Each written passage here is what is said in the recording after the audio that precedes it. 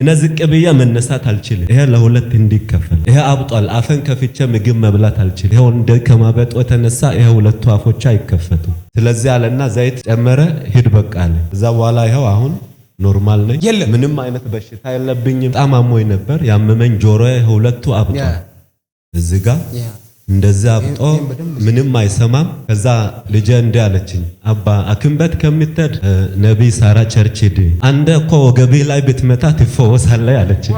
እሺ አልኩና ቀጥ ብዬ መጣሁ። የእግዚአብሔር ሰው እዚህ ጋር ሳውጅ፣ ከዛ እዚህ ጋር ቆምኩና እንዲህ አለኝ፣ አየና ምን ሆነኝ ነው አለኝ። ጆሮዬን አሞኛል ስል እንደዚህ አየ ስራው ፍረስ፣ ምንም አይነት በሽታ አንተ ላይ የለም።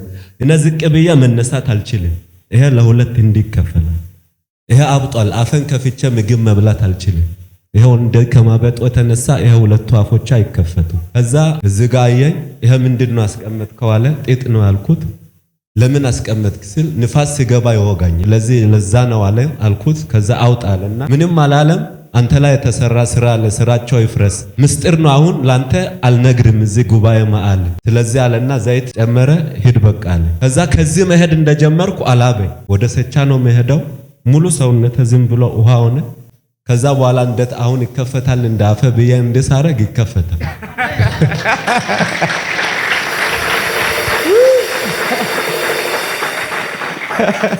ስለዚህ ምግብም መውሰድ ጀመርኩ፣ መብላት ጀመርኩ። ከዛ በኋላ ይሄው አሁን ኖርማል ነኝ። ምንም አይነት በሽታ የለብኝም። እባካችሁ ለንጉሱ ለእግዚአብሔር እሱ ትልቅ ነው። ምንድነው ከዚህ በኋላ ነው ቼክ አደረኩኝ። ጆሮ በሽታ የሚባል አንተ ላይ የለም። ሐኪሞች እንደገና ቼክ አድርግ ተጸልዮ በያ ቼክ አድርገ ሰድ ምንም አይነት በሽታ የለም። አንተ ለምን መጣህ? ስለዚህ እግዚአብሔር ይሄን አድርጎልኛል።